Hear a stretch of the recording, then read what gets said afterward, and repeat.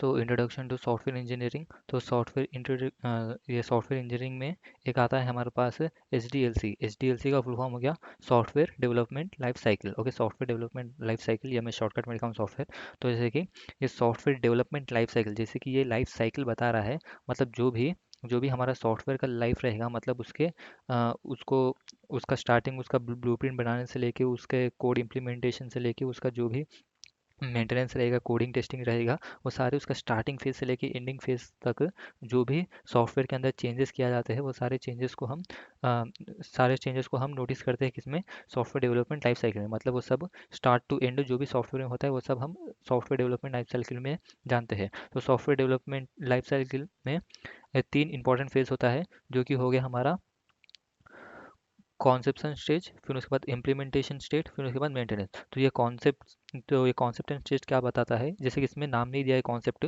तो फिर जैसे कोई भी सॉफ्टवेयर बनाने से पहले, ओके, जैसे कि कोई भी सॉफ्टवेयर बनाने से पहले उसका एक ब्लूप्रिंट बनाया जाता है, ताकि उसको समझने के लिए कि जो भी, जैसे कि अभी सपोज अगर हम सिविल इंजीनियर के पास जाएंगे, तो भी जो भी हमारा बिल्डिंग रहेगा, बिल्डिंग बनाने से पहले वो एक ग्राफिकली उसका ब्लूप्रिंट बना के देगा कि हाँ, अब ये बिल्डिंग ऐसा दिखेगा, ये बिल्डिंग ये मट्टी पर कितना हाइट तक उठाया जा सकता है, उसका स्ट्रेंथ क्या है, वीकनेस क्या है, वो सब जैसे कि सिविल इंजीनियर बताएगा। तो जैसे कि उसका एक कॉन्सेप्ट बताता है। ओके, तो जो भी हमारा सॉफ्टवेयर आता है, सॉफ्टवेयर को भी बनाने के लिए उससे पहले उसका जैसे कि एनालिसिस किया जाता है, जो भी उसका ब्लूप्रिंट होता है, वो सब कॉन्सेप्शन स्टेज में आता है। फिर उसके बाद आ गया हमारा इम्प्लीमेंटेशन स्टेज। ये इम्प्लीमेंटेशन स्टेज में क्या होता है, जो भी हमारा सॉफ्टवेयर हो गया, सॉफ्टवेयर को इम्प्लीमेंट करने के लिए जो भी उसका डिज़ाइनिंग पार्ट हो गया, कोडिंग पार्ट हो गया, वो सब हमारा इम्प्लीमेंटेशन में आता है।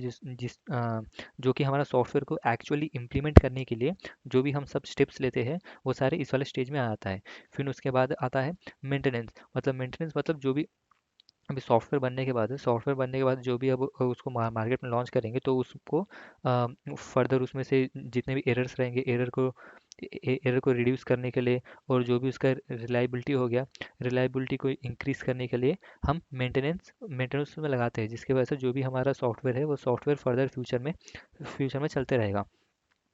तो सॉफ्टवेयर डेवलपमेंट लाइफ साइकिल में हमारे पास जैसे कि 3 मॉडल्स होते हैं, जिसके बेस पर हमारा सॉफ्टवेयर बनता है। तो इसमें पहला आ गया हमारा वाटरफॉल मॉडल, और दूसरा आ गया प्रोटोटाइप मॉडल, फिर उसके बाद तीसरा मॉडल आ गया स्पाइरल मॉडल।